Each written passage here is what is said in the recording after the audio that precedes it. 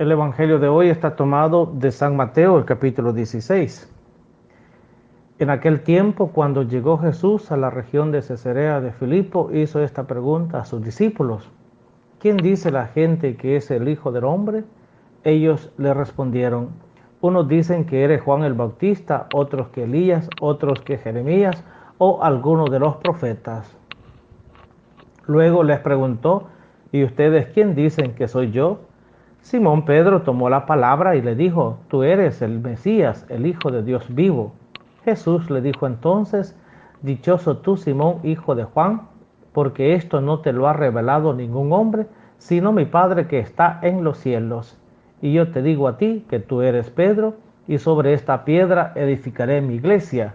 Los poderes del infierno no prevalecerán sobre ella. Yo te daré las llaves del reino de los cielos. Todo lo que ates en la tierra quedará atado en el cielo, y todo lo que desates en la tierra quedará desatado en el cielo. Palabra del Señor. Gloria y honor a ti, Señor Jesús. Queridos hermanos, algunos se van a sorprender porque pensarán que es el mismo evangelio de ayer. Ayer hemos leído el evangelio de San Marcos, el capítulo 8, y allí encontramos esta misma narración que nos muestra Mateo, el capítulo 16, de la pregunta que Jesús hace a sus discípulos de quién es Él. La verdad es que el evangelio que leemos hoy es de Mateo, no continuamos leyendo el de Marcos, porque ahora se celebra la fiesta de la cátedra de San Pedro cada 22 de febrero. Es una ocasión importante que se remonta allá por el siglo IV y que rinde homenaje al primado y autoridad del apóstol Pedro, el primer papa de la Iglesia. Esta celebración recuerda además la potestad conferida por Cristo al apóstol cuando le dice, según el relato del Evangelio: tú eres Pedro, y sobre esta piedra edificaré mi iglesia, y las puertas del infierno no prevalecerán sobre ella. La palabra cátedra significa asiento o trono, y es la raíz de la palabra catedral, la iglesia donde un obispo tiene el trono desde que predica, desde ahí. Es sinónimo de cátedra, es también sede, asiento o sitial. La sede es el lugar desde donde un obispo gobierna su diócesis, la diócesis compuesta por varias parroquias, vicarías o incluso varios departamentos. Por ejemplo, la Santa Sede, que así se le dice a Roma, es la sede del obispo de Roma. En este caso, la sede del Papa Francisco, que es el obispo de Roma. La sede o la cátedra que actualmente se conserva en la Basílica de San Pedro en Roma fue donada por Carlos el Calvo, así le decían, al Papa Juan VIII en el siglo IX, con motivo de su viaje a Roma para su coronación como emperador romano de Occidente. Y este trono ahí se conserva como una reliquia en una magnífica composición barroca, y ahí está, 1956. Todos los años en esta fecha ahí se celebra, y esa es la fecha, esta es la fiesta que celebramos hoy. Ahora, el evangelio que hemos escuchado, el evangelio de hoy, habla de 3 puntos: la opinión de la gente respecto a Jesús, que no tienen claro quién es; la opinión de Pedro respecto de Jesús también, que sí tiene claro quién es; y el tercer punto es la respuesta de Jesús a Pedro, cuando le dice que eso no se lo ha revelado la carne. Veamos estos 3 puntos, así separadamente. Jesús hace una pregunta respecto a la opinión que la gente tiene de él, de su persona. Y como digo, las respuestas son variadas. Dicen que es Juan Bautista, otros dicen que Elías, unos dicen que es Jeremías, incluso se murmura por ahí que es un profeta. Nadie, absolutamente nadie, acierta. Todavía no tienen claridad. Todos tienen una opinión y quizás todos tienen o quieren tener la razón. Hoy también es grande la variedad de opiniones de la gente respecto a Jesús. Cuántos se han inventado títulos de Jesús y por aquí, otros por allá. No se tiene o no tiene la gente claro quién es Jesús. Para nosotros y para ti que me estás escuchando, quién es Jesús. Y tú te harás un concepto. Vayamos a la Escritura, veamos qué nos dicen los apóstoles, qué nos dicen las Escrituras. Como Pedro podemos dar una respuesta, pero también los demás. ¿Y qué dicen los sagrados libros sobre la figura de Jesús? Veamos la opinión o la respuesta de Pedro en torno a esta pregunta. Y la opinión de Pedro respecto a Jesús,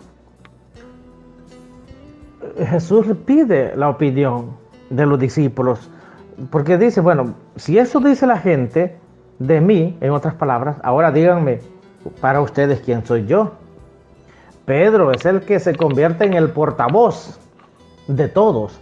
Es el que representa a los grupos de los apóstoles en ese momento y dice, tú eres el Cristo, el Hijo de Dios, vivo. La respuesta no es nueva. Anteriormente los discípulos habían dicho lo mismo. Ya lo podemos ver en Mateo, en el capítulo 14, versículo 33. En el Evangelio de San Juan también. Marta hace la misma profesión de fe en San Juan capítulo 11, versículo 27. Significa que en Jesús se realizan las profecías del Antiguo Testamento. Pero veamos, y este es el tercer punto, veamos la respuesta de Jesús a Pedro. Le dice, con lo que Pedro le ha dicho a Jesús, Jesús le va a dar una respuesta.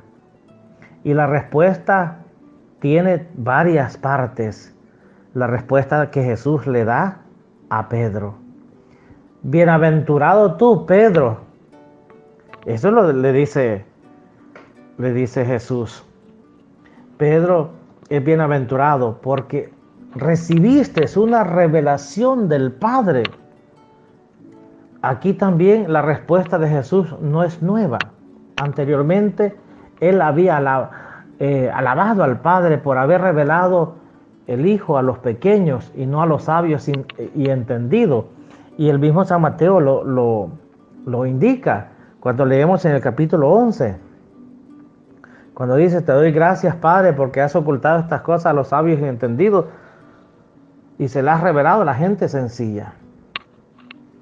Entonces, esta respuesta de Pedro, Dios se la ha revelado a Pedro. Y es Pedro, pues, bienaventurado por eso.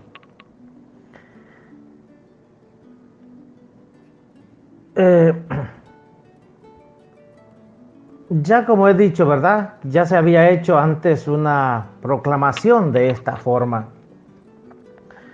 La otra parte que tiene esta respuesta de Jesús a Pedro es esta, cuando Jesús le dice que Pedro deja de ser Pedro para ser piedra. Esto es o debe ser el fundamento, la base firme para la iglesia, para poder resistir contra las puertas del infierno. Con estas palabras de Jesús, Mateo anima a las comunidades perseguidas de Siria y Palestina. A pesar de ser débiles y perseguidas, las comunidades tienen un fundamento firme, garantizado por la palabra de Jesús. La piedra, como fundamento de la fe, evoca la palabra de Dios al pueblo en exilio. Entonces, este pueblo tiene que poner su mirada en Jesús, pero también tenemos que poner la mirada como en Pedro el Papa, que es el que nos anima en la fe, el que está ahí puesto por el Señor para iluminar nuestro camino y guiarnos, y que es Él el que debe de mantener la unidad de la iglesia.